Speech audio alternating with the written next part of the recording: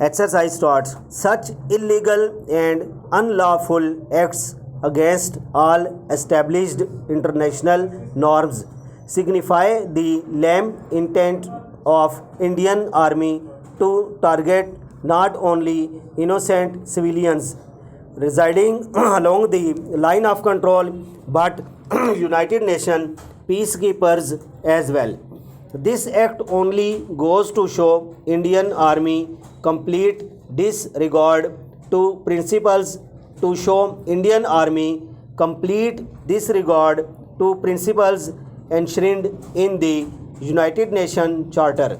It is indeed new law for Indian Army, said Inter Services Public Relation Chief General Manager while expressing solidarity with the United Nations observers. Pakistan Army stands in solidarity with the department officials and appreciates the selfless service rendered by all members of department in discharge of their unmandated duties.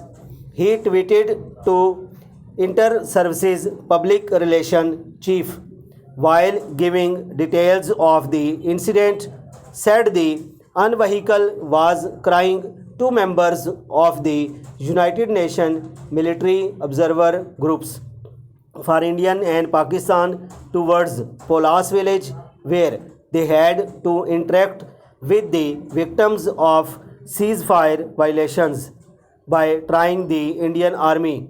At 10 a.m., the Indian troops resorted to unprovoked firing, during which they deliberately targeted the United Nations vehicles, even though these white vehicles hosting blur United Nations flag.